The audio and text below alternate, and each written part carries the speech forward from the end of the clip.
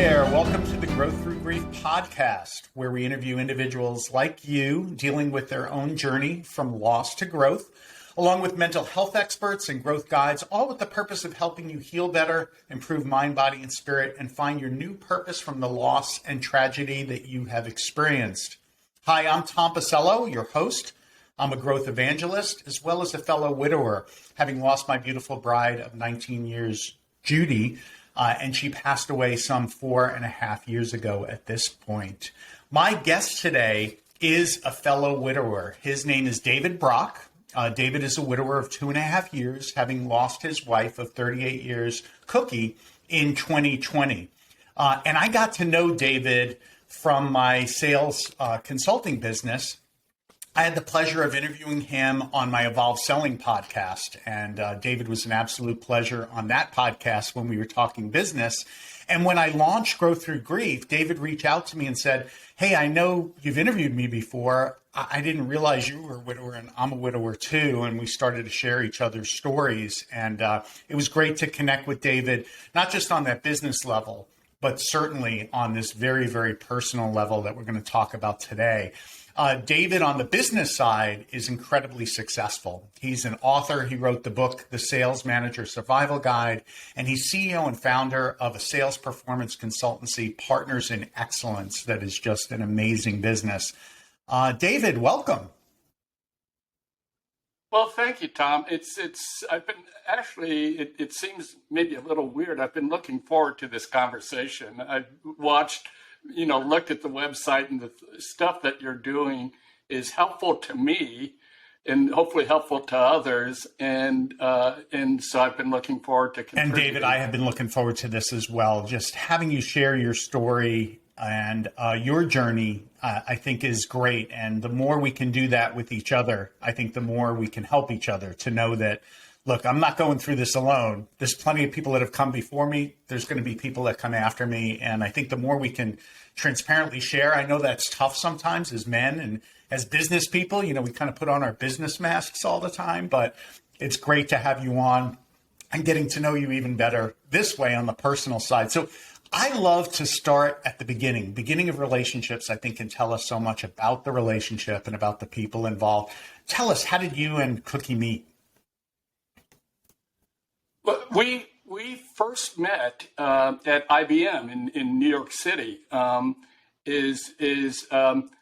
was one of these cocky young college students. My colleges had been in California and so on and so forth. So Californians have this certain attitude and all, and New Yorkers have a different attitude. But I went to sell mainframe computers in New York City, and I come in as this cocky young kid. Kookie had been selling computers for a number of years, and in fact, she was one of IBM's top 5 salespeople in the world. And so, everybody in the office was kind of looking at, who the hell is this guy? These California guys are a little weird. I dressed a little bit flashier than, we sold to bankers, and rather than wearing pinstripes and that kind of thing, I dressed a little weird. And so she was kind of looking at me and all that. And then after about 6 months, through luck, I happened to close a really big deal. And in IBM at the time, you typically went through about an 18-month onboarding program and weren't put on quota until after that. And so I just kind of fell into a lucky situation. But she kind of said, gee, you're a kid I should pay attention to and look at. And so we started socializing in the group. And at one point, she and a number of the other of the married women in the office said, Dave's pitiful. We need to set him up with women. And they, for a couple of years, they kept trying to set me up with women. They said, well, you're Californian, so let's try and find blonde, blue-eyed women and all those kinds of things, And they kept setting me up with women, and it failed. It failed and failed and failed. And finally, Kookie took pity on me. She says, I've given up. I guess I'll have to give you a shot. Well, good thing she gave you a shot. So that's how it met. Yeah, good thing she gave you a shot. That's awesome. Yeah. And so you guys built a life together. Tell me a little bit about that. Tell me about your family and the life that you had. Yeah. Well, the life we had was really around kind of our professional lives. We had no children, but around our professional lives, as I mentioned, Kookie was, at the time I met her, was one of IBM's top salespeople, and went on to become the top salespeople person in the world, and just really accomplished and looked. Her customers loved her. Everybody in the organization loved her. And everybody always talked about Kookie. I remember there was one time where we had a senior manager that said, we have to change your business cards. Kookie is undistinguished for selling these multi-million-dollar computers and all that. It has to go to Anne Marie. And she says, well, no, everybody knows me as Kookie. I said, no, we're changing your business card. She says, okay, I'll take care of that. A week later, the chairman of the board of IBM got a call from Jack Welch, David Rockefeller, and Edmund Safra. Each said, what's happened to Kookie? And so that changed. She went back to her old business cards, but that was she was almost a force of nature. People just loved her and gravitated towards her and so on. So we did that. She built her career. She was recruited away to another technology organization as a regional vice president of sales. What was interesting at the time, I was going up the food chain and running parts of the business, and she was recruited actually to a competitor. And it was, we had to say, well, gee, how do we keep our relationship and communicating and so on? And what's out of bounds? What are the things we can't talk about? And we talked about them anyway, but we managed not to let that influence how we worked or some, I remember one of the accounts that she had was an account that was in my responsibility. And I said, this one, you just can't tell me anything about. And I'm going to have my team compete against you and beat the crap out of you. And she said, well, I'm the best salesperson in the world, so good luck. And so we went on doing that. At one point, it was really interesting in her career. She went and worked for Wang Labs, which was at the time one of the fastest growth kind of companies around.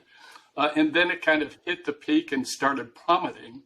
At the time, I was being recruited away from IBM to be EVP of sales for a technology company on the West Coast. She was working for a guy by the name of John Chambers, who went on to Cisco fame. And it was, I remember the day it was John had said, Kookie, you got to lay off 130 salespeople in your region.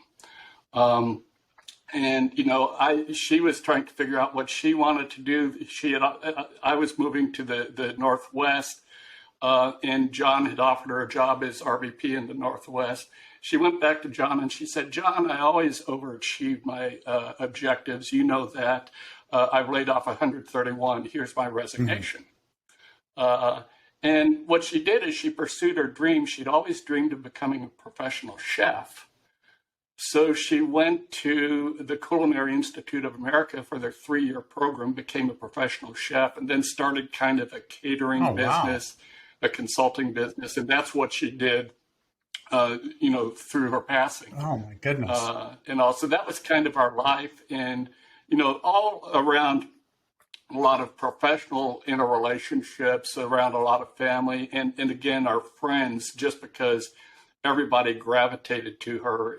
I was the guy that kind of hung on, and they said, well, you come with Kookie, so I guess we'll have to accept you. But that was kind of. And David, those who are in tech know this really well, but those outside of tech, sales is a difficult job for a woman to start with. Just in tech, especially, it was definitely a man's club and a man's world.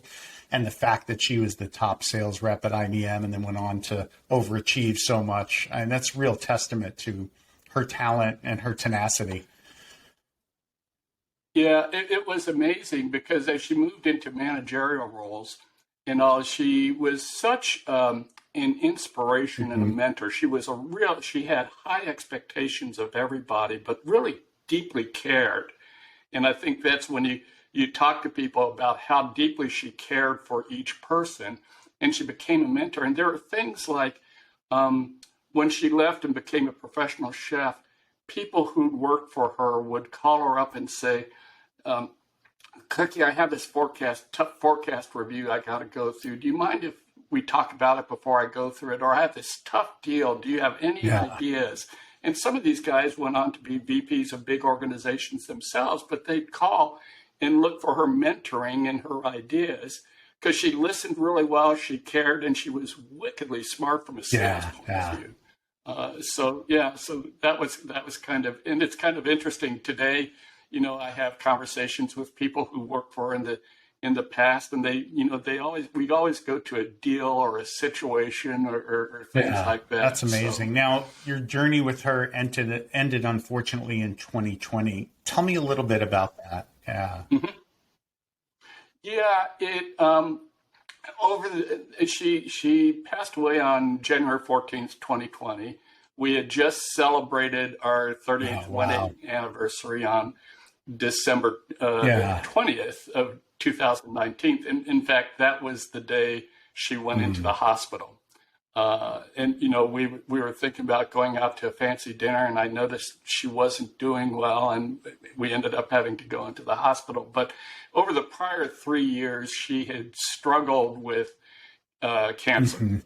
And we went through, as I think so many people do, is kind of the roller coaster of the experience. At first, she went through radiation and chemo and all those sorts of things. And we were reasonably optimistic with the results, and the doctors were reasonably optimistic. And then there was a recurrence.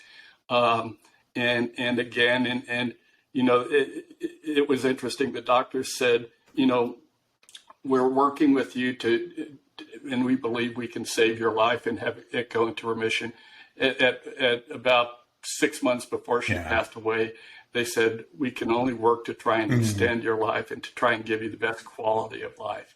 So the last 3 years were difficult for us, both emotionally and then physically. I mean, she was always quite an active person, but she was on oxygen a lot of the time, so carrying around an oxygen machine.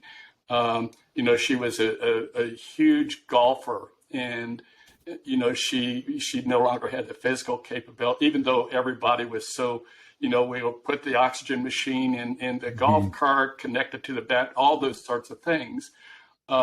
She just didn't have the energy to do that. So, she, from being a tremendously outgoing social person, she became, just through her health, increasingly isolated. And I mean, friends would come over and help her, but you could tell that emotionally it was devastating to her and to me. And it sounds like it was about 3 years, the disease kind of process that you went through. I know for me, it was a big roller coaster over, almost a 10-year period, if you count all of it together. Yeah. That takes a toll on you too, as well, I'm sure, because you're in the fight. And I know I took over as the one who had to understand everything that the doctors were saying, try to guide the care, try to make sure that she had the best of everything that was available. Tell us about that a little bit for you. Yeah, and part of it is, I think, for a lot of us kind of in the profession that we've chosen to be in, we tend to be kind of heavy type A people. And, this is a problem we can solve. So, I'd spend all sorts of time doing research and studying and talking to different people and saying, through sheer force of willpower, I can help get this problem solved. And unfortunately, this was something that, regardless of how much I wanted to solve the problem, I couldn't. And so it was a real struggle for me from a mindset point of view of, I've been involved in really complex difficult business situations and always, most of the time, always prevailed. And this, I couldn't do anything about it. And coming to the point of kind of acceptance and saying, how do I go through with this, was a challenge. And I'm not sure I successfully dealt with it. I'd keep accepting it, but then I'd keep saying, well, gee, I'd see a study of something and I go look at the study and say, are there some test drugs or things like that we can go through? And at one time, she said, Dave, stop doing that. And what was amazing to me is she managed, particularly that last 6 months, in a much better fashion than I was ever capable of managing. She had kind of come to that acceptance, right? She had accepted. Yeah. Yeah. And you were still in the fight, it sounds and like. I continued to fight for it. And then, and what was interesting is, as part of, in my work, I tend to travel a huge amount, but I stopped traveling and cut down on the traveling. And we started doing a lot more things remotely. And I mean, what was good was, you start learning about the goodness of human beings as, my clients, I didn't publicize to everybody in the client, but usually the sponsor, it might be a CEO or the EVP of sales. I'd say, look, I'll participate in these meetings remotely. Here's my situation. And they said, Dave, whatever you need. And so the goodness of people that acknowledged kind of the circumstance and just wanted the best for us was what helped me through a lot of this. And I know for me that because it was a battle that was lost and was one that ultimately could never have been won because that wasn't his plan in it, I definitely lost my mojo quite a bit, for lack of a better term for it. And it sounds like you struggled with that a little bit too, right? We're not used to losing. And even though I've had a couple of businesses or things in the business world that certainly have gone wildly positive, but a couple that have went sideways, it wasn't the same as this. How did you get that mojo back? Or are you still kind of struggling a little bit to get it all the way to where it was before? I to be honest, I'm still struggling a little bit. And all is, towards the last few months, and then particularly in probably the 6 or 7 months that followed, I'd keep myself busy. I'd be going through the motions and things like that, but I knew I wasn't 100% there, and I would be easily distracted in those things. And the other challenge to that at the same time is she passed away a couple of months before COVID hit us. Yeah.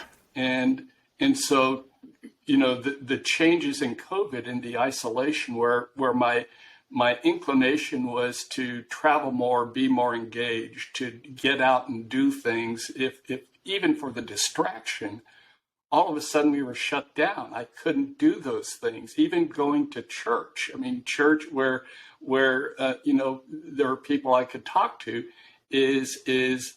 or friends or community kind of groups and things like that, or even working out at the gym, which was a great relief for me, is all those shut down.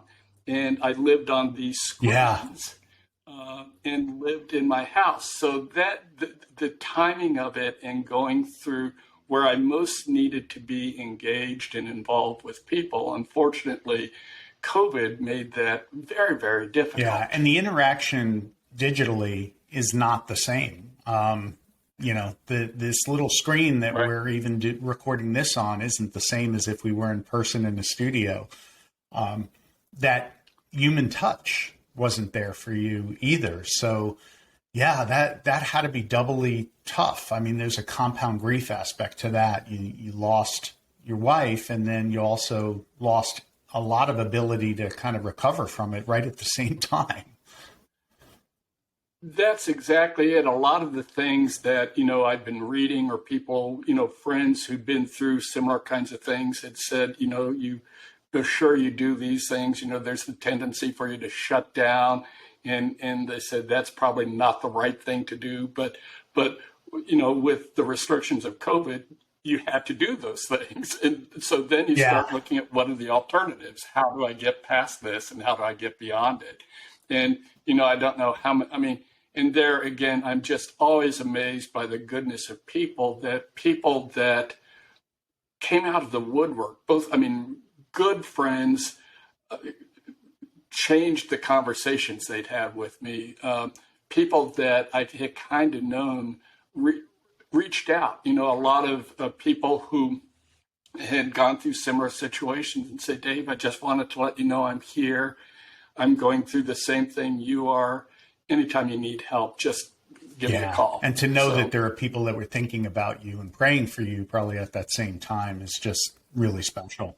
Absolutely. Was that the toughest thing that you kind of addressed, was just that isolation after, where you couldn't kind of throw yourself into work that a lot of us had, did? I definitely did. Yeah, I think that, again, being a heavy type A type person, I tended to try and throw myself into activity. Some of it was meaningless activity, but it was activity. Yeah. And also I threw myself into that. There are a few other things. I was just reading one of your posts before this, is we had lived in our home in Southern California, kind of overlooking the water and all that kind of thing. We'd lived there for 18 years, and it was, she had found the place, she had made the place. And after she passed away, it was no longer our home. And I felt like a foreigner in the home. And so what I did is I immediately sold the home. It sold, I was fortunate, it sold very quickly. And the day we closed was the day the real estate industry in California shut down because of COVID. Yeah. And the interesting thing was, I'd been planning to move to Northern California, and they said, Dave, you won't be able to see any houses. And I said, well, what do you mean? And they said, the house has to be empty. And I said, well, if people don't want to leave, I'll pay for them to go to Starbucks or McDonald's, whatever. Just give me a half hour. No, the house has to be empty. Nobody can be there. So they said it would take me 9 months to find a house. Well, I had a friend who had a house that he couldn't sell up at Lake Tahoe. And so I said, do you mind if I lease it since you can't sell it, can I lease it for a year? So I spent a year up there just kind of camping out. And the difference was good for me, is a different, out of the house, so that, everywhere I turned in our house, I saw her and memories and so on and so forth, 24 hours a day. And so the difference was changed. And I've now, bought a house in Northern California where, I still have, we collected all sorts of things. So I still have our collections, but it's a different context. So I remember the fun of collecting and doing those things, and less, the house that she really built and was no longer part of it. Now, part of that article is psychologists recommend not making big decisions kind of when we're in that post-trauma process, right? Because your decision-making might be clouded. It'll be more emotional than logical, perhaps. And I've got a dear brother here locally that's part of my brotherhood group that we get together monthly. And he's struggling. He's struggling to be in the home, kind of a lot like you were. Yeah. And he feels isolated there. He can't sleep there very well. And so he just gets out on the road and travels all the time. He, too, is a tech seller. What do you recommend there? I mean, what should be, like, if you knew him and his situation, having you gone through it, it sounded like it was a good move for you to sell the home and to do that more quickly. Yeah, on questions like that, my answer is always it depends. It depends on each individual, your circumstances. Through my professional career, I've always traveled a huge amount. And through the professional career, we had to move locations. We started out in New York City, and we had second homes in Pennsylvania, and then we moved to the West Coast, and then moved back east and bounced around a number. So moving was something that I was really familiar with and was really comfortable with. And because of my travel and all that, it seemed the best thing for me. And it was, in hindsight, it might have been escaping, but it has worked out really well for me. It is what I do is like, you'll see like the chessboard in the back and some other things around, we collected a certain kind of game board all the time. And I have 35 of them, scattered through this house. And there are some things like she collected kerosene lamps, and it's hard for you to see it, but you can see there are some kerosene lamps. And behind me, you see 2 pictures of really joyous times we had together. So I've been able to create a space that I feel comfortable with, that I know she's present with. That's still a tribute to Kookie, but not overwhelmed by her presence. Yeah. I think it's a good balance. And I adopt little habits to do. Some things that may seem silly, but I had been journaling for a number of years, and I changed my journaling. Is every evening I do my journaling, but it's a letter to her. That is lovely, David. You're gonna make me cry. I love that. No, it starts out with, because every evening. She, even though she'd moved on into being a professional chef, her business mind and her understanding about how big businesses really work, and technically, for tax reasons and all, she was the chairman of our company, chairwoman of our company, and had 1% more share of stock than I had. But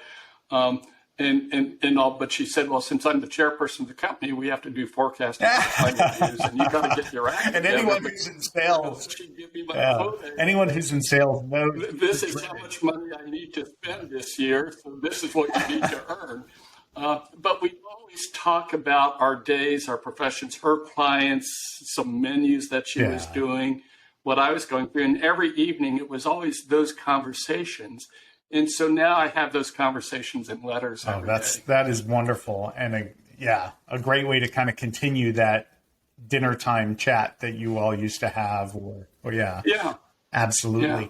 So journaling is one way that you were able to kind of heal through the process and keep connected to Kookie. When you moved to Tahoe, was that good in that you could get out maybe a little bit more, out into nature, out into the woods? It was good because we lived I could get out in nature.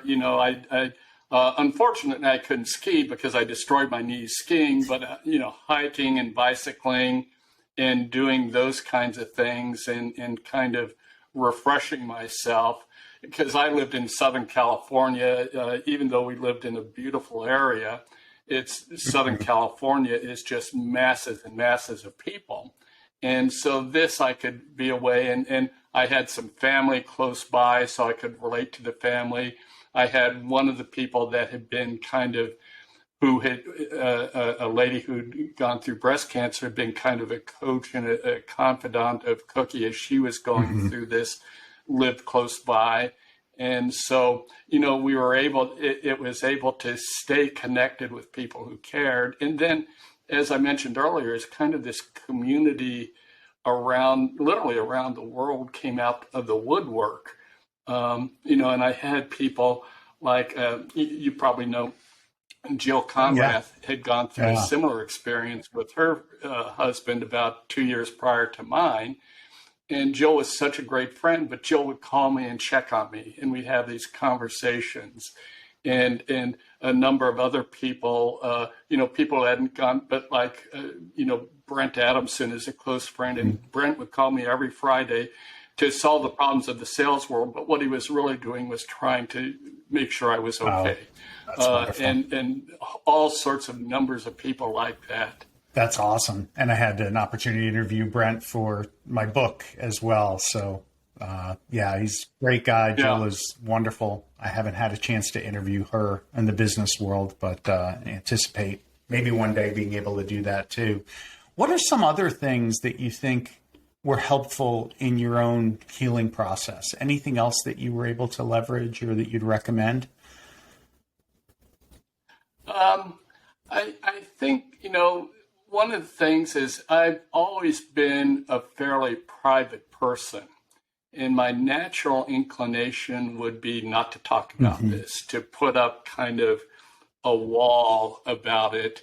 And while I have to say I'm not totally comfortable, I've become more comfortable talking about the experience, about her, about the experience of going through it, the experiences of, at times I'm lonely. And things like, we used to have date nights every Friday, and we'd go out to dinner, or we'd go to a movie and dinner or something like that. And I'm shortly after she passed, I said, well, I'll continue that. And I went to a movie, and I chose the same seats we always sat in, and I just couldn't pay attention to the movie because the seat next to me was empty. And also, you struggle doing some of those things and finding new routines. But I've become much more comfortable with being open with it. I don't think, before this, you and I could have had this conversation. Me either, David. I'm pretty private as well. Not in business. I'm pretty gregarious in business. But when it came to personal stuff, I really didn't share very much. But I found through this that there's real healing in sharing and being transparent and being vulnerable. And then you start to realize just how you're not alone, how everyone is dealing with some kind of loss usually. And they can relate, and it gets the relationships to a new and better level. It's one of the interesting things I've discovered is, like, a few months ago, a person who'd been a manager reporting to Kookie hadn't been aware that she had passed away. And a mutual friend shared it with him, and he immediately calls me up, and he's so embarrassed. He said, I didn't know this. I wish I'd known. And you could tell he was a little uncomfortable talking about it. Both because it had happened. He was about 2 years after she passed away, and he hadn't known, and they were close, and he just didn't know how to approach that. And it actually, I've actually found I'm more comfortable talking to them and helping them become comfortable and not embarrassed by it, and things like that. So you notice little things and then people who've known for a while who are deeply involved. We just, it's more, I'm more open to it. And again, sometimes even right now I'm feeling in the pit of my stomach, there's a little bit of discomfort. I'd much rather be talking about the future of selling and is it virtual? Is it face to face or whatever? But it is therapeutic. It is, you can't keep it all bottled up inside of you. I agree. I totally agree with that. From a body standpoint, I know that it was one of the first things that I changed was what I was eating, my exercise routine. I really doubled down, tripled down on that. And it helped a lot. It helped to get moving. It helped to start my own healing process, because I think that those of us who've been through a journey of trauma through the disease, it takes a toll on us. I had gained a lot of weight. I'm now about, 60, maybe even 70 pounds lighter. A big difference, because, you're going through that kind of trauma process. It takes a toll on you mentally and physically. What were some of the things that you did, or how did you motivate yourself to kind of get out of bed? Because, like you said, you were under a lot of COVID isolation too, not just the loss.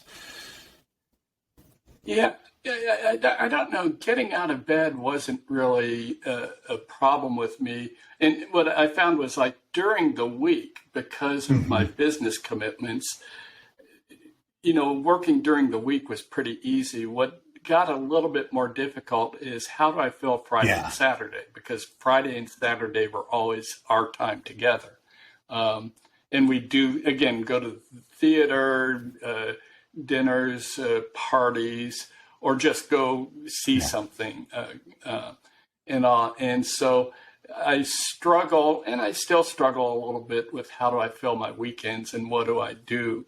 There are things like I attempt to compete in triathlons, not very well, but so I'd always been physically active, and that was okay.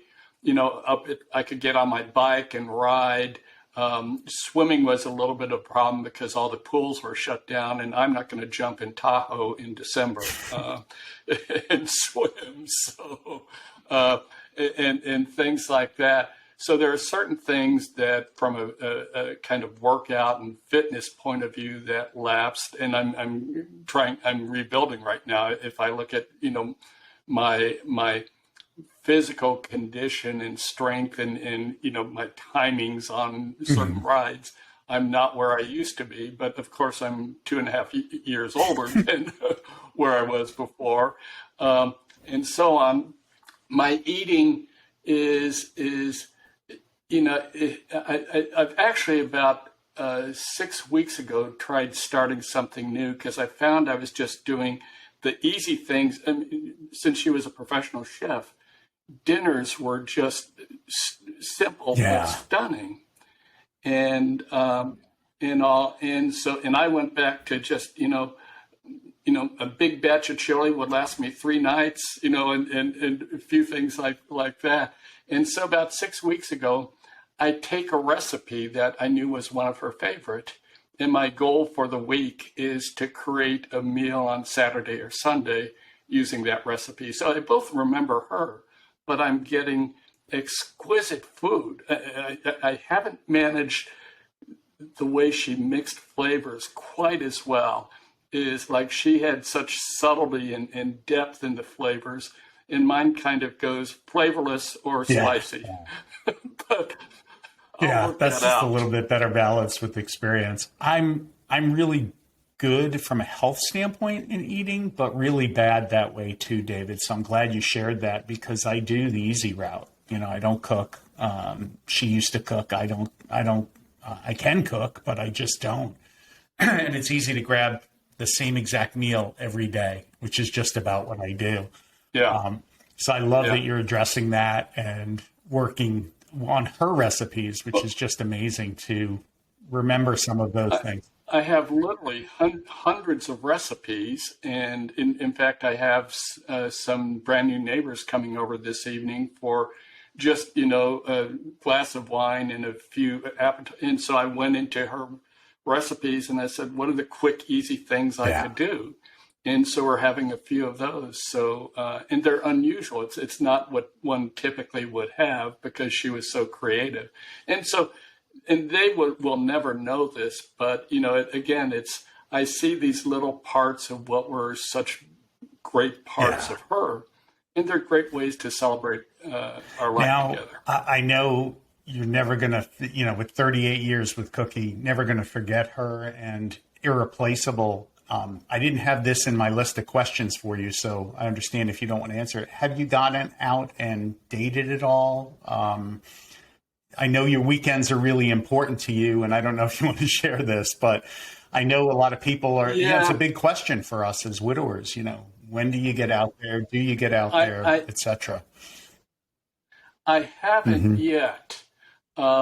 She had always, as we knew what the path that thing was on, she, made me guarantee that I would go out and date and, if I found somebody, remarry and so on and so forth. And I haven't yet, partly because it's still emerging from COVID, partly because I'm in a new community where I'm slowly getting to know neighbors and things like that. I'm doing things like there's a community center here, so I sign up for evening classes, maybe as a way to meet people. But you remember, I was such a failure originally that she finally put me out of my misery. I still have that experience of failing. And so, but I'm trying to figure out how to do that. And I go through the things like on the weekends, I think, well, what are some of those dating sites? Do I really want to sign up for one of those? How do I go meet people?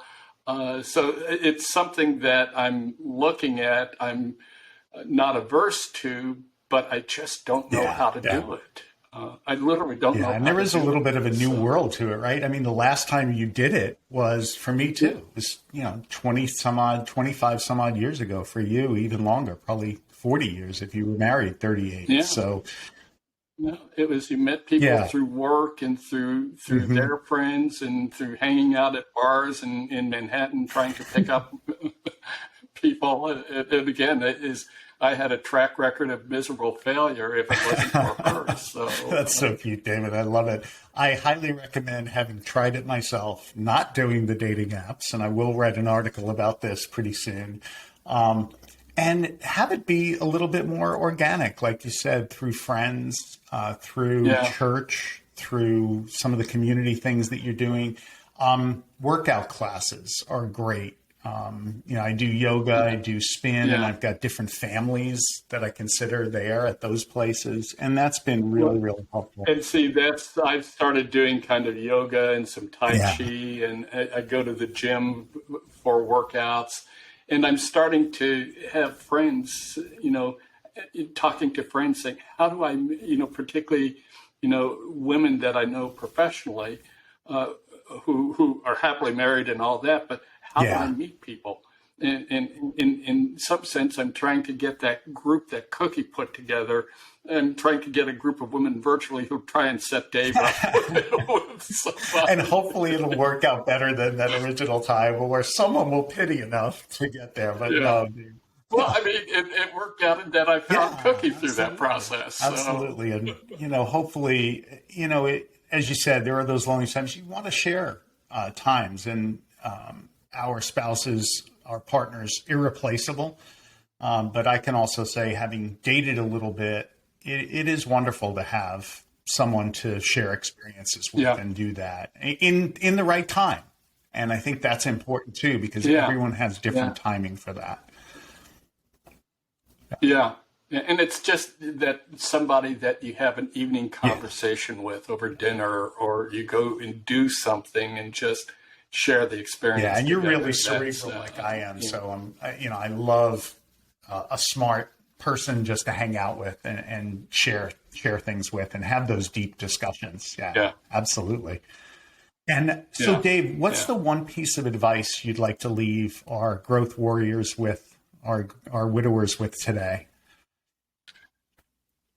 I when you sent me the questions, I looked at that and I kept struggling with it, because I don't know that I have an answer. I think the best thing I can say is be at peace with the struggle. Mm-hmm. I mean, it's a part of the process. And, again, for heavy type A's like us, is you kind of push it away and resist it. And it gets worse. And it's amazing how much you discover about yourself, about the relationship, and through conversations with other people. So just be at peace with it. I love that. David, one of the things you did was you set up a scholarship for Kookie. Talk about that a little bit, because I think that's an amazing tribute. Yeah. Well, both because of her sales ability and because everybody remembers her as such a caring, wonderful person who was driven to mentor and develop people. And I happen to do a lot of work with Dr. Howard Dover at UT Dallas Business School and so on. And we were talking one day, and he actually made the suggestion. And what we've done is we've established a scholarship fund for women. So each semester we award a woman who's majoring in sales $1,000 scholarship, and it's kind of in memory of her caring, in memory of her mentoring, and so on. And she wanted to really mentor young people and women in developing in sales. So this is kind of a tributary. So far, we've raised enough to fund somewhere. I think it's around 15, maybe 17 scholarships. Wow. And if anybody who could contribute $25 or whatever it is, it's right now it's I've kind of transitioned. It was a scholarship in memory of Kookie. Now it's a scholarship in terms of developing young women to maybe have a dream to achieve some of the things that Kookie achieved. Yeah, I love that. And as we said, it can be difficult sometimes to break into sales as a woman and to achieve, and the mentorship isn't always available. So any help we can give there, really, really important. We lost a great proponent in that. I don't know if you remember Barbara Giamanco. Yeah. And she passed away as well too soon, way too soon. Well, yeah, and I mean, they have a great scholarship fund for her set up through the kind of collective of universities. Yeah. We will include the link, David, to that and in the show notes. So please take note of it. And David, I cannot thank you enough for sharing, frankly, everything that you've been going through and the journey, and also just sharing the story of Kookie. It's just wonderful, your life together and great memories. And I really appreciate you sharing that. So thank you. Well, it's such a privilege to be able to talk to somebody like you about this, to be able to share it. Again, I think I probably get more out of it than the audience is because it's intensely therapeutic for me. So I am so deeply appreciative of the invitation and the opportunity. Yeah, and thank you all listeners for listening to the Growth Through Grief podcast. If you liked what you heard from David and others, please hit like. Be sure you subscribe to stay up to date on the latest episodes. And until next time, my growth warriors, keep growing.